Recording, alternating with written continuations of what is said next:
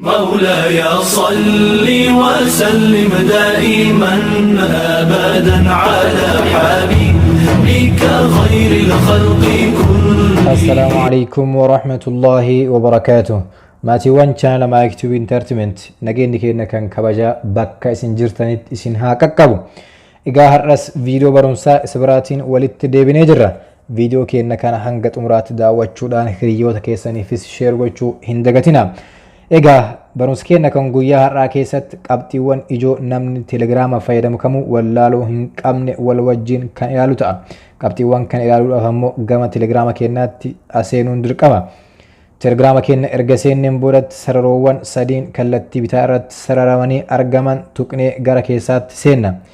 Yeroo gara keessaatti seenne bakka seetingii jedhu barbaannee ammas bira deemna. Seetingii keenya erga gara keessaatti seenneen booda wantoota asitti nuuf mul'atan hedduu keessaa nuti ammoo privacy and security kan jedhu filannee gara keessaatti seenna. Isa filannee gama keessaatti erga seenneen booda wantoota baay'eetu as keessa jira. Isaan keessaa nuti har'a qabxii muraasa wal wajjin kan ilaallu ta'a. Tokkoffaa irratti kan argamu block users lakkoofsa block gochuu fi kan block ta'e bakka itti irraa kaafnu jechaadha. Isa kana tuqnee gama keessaatti yoo seenne mallattoo kanatu nuuf baha jechaadha. Isii kanas ammas yoo tuqnee gama keessaatti kan seennu ta'e yoo lakkoofsi block gooneeru jiraate bakkee kanatti nuuf mul'ata. Yoo ka hin jiraanne taate kun asitti kontaaktiin nu baha jechuudha. Lakkoofsi telegiraama keenya keessa jiru bakka san tuquudhaan lakkoofsota telegiraama keenya keessatti argaman keessaa abbaa barbaanne block gochuu dandeenya. Qabxii ittaanu keessatti phone number kan jedhudha. Lakkoofsa telegiraamaa kan nuti fayyadamaarru eentu arguu qaba eentu arguu hin qabu jennee bakka itti daangessinudha. As tuqnee gama keessaatti yeroo seenne gaafii nu gaafata jalqaba irratti who can see my phone number lakkoofsa bilbilaa kan an telegiraama ittiin fayyadamaaru eenyutu arguu qaba yookaan eenyutu arguu danda'a kan jedhudha. San keessa filannoo sadii nuuf kaa'e. Tokkoffaa irratti everybody, lammaffaa irratti my contacts, sadaffaa irratti nobody kan jedhutu jira. Nuti kanneen keessaa filannee kan barbaanne irra erga kenneen boodatti mallattoo raayitiidhaa kallattii mirgaa irraan gama gubbaatti kan argamtu san tuqnee irratti okay goona jechaadha. Sadiin kana keessaa ammoo hin barbaannu taanaan gadi nu buusa. Gama gadiitti yeroo buunu exception jira jechuudha. Exception maalidha jennaan namoota muraasa qofaafillee akka isaan lakkoofsa bilbilaa keenya argan gochuu jechuudha. Namoota muraasa bichaafillee akka isaan qofti lakkoofsa bilbilaa kan nuti telegiraama ittiin fayyadamaarru argan taasisuudha. Qabxiin kun kana fakkaata. Qabxiin ittaanu ammoo last seen in the online yeroo nuti online irra jirru eentu arguu danda'a kan jedhudha. Fakkeenyaaf yeroo an online fayyadamutti jirutti yoo an bakkee kana everybody irra kaa'adhee jiraadhe online jedhee nama na wajjin miiseji barreessaa yookaan chat nama naaf godhaarutti mul'ata jecha. Isa kana daangessuu ni danda'ama. Bakkee kana tuqnee gama keessaatti yeroo seennu filannoo nuuf kaaha. Filannoo kanneen sadiin keessaa kan nuti tole goona jechuudha. Tokkoffaa irra yoo kan kennu taate eenyunu yeroo nuti online irra jirruu fi online irraa baane sa'a hagana dura online irraa baheera kaleessa online irraa baheera ji'aadhaa dura online irraa baheera waan jedhu nutti agarsiisa. My contacts yoo goone ammoo namoota nuti lakkoofsa isaanii qabnu qofatu arguu danda'a. Nobody yoo kenna ammoo namni tokkoyyuu arguu hin danda'u jechuudha. Online irra jiraanne online irraa baanee jiraanne yoo nuti namaaf miisejii barreessine qofa malee namni tokkollee nu arguu hin danda'u jechaadha. Erga kan barbaanne keessaa filannee mallattoo raayitiidhaa gubbaatti kan argamtu san okay irratti goona.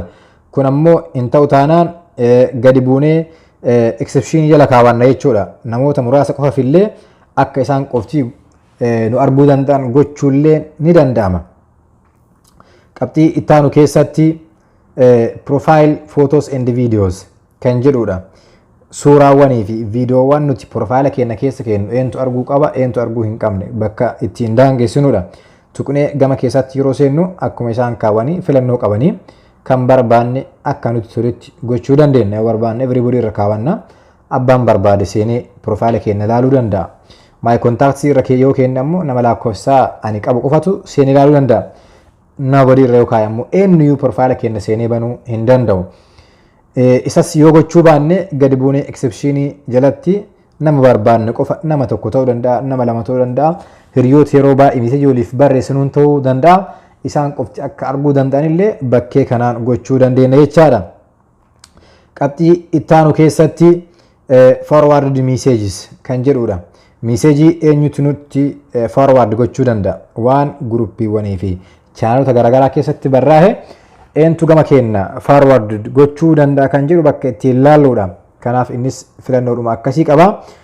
Filannoo sadiinuuf kaaha. Filannoo sadiin kana yoo nutti toluu baate gara gadiitti buunee exceptionii kenna kaawwanna.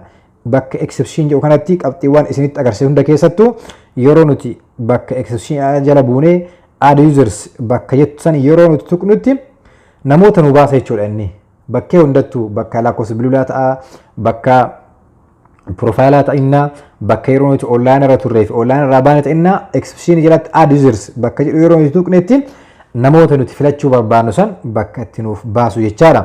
Qabxii taanu keessatti ammoo calls eentu telegiraama keenya fayyadamee nurratti bilbiluu danda'a.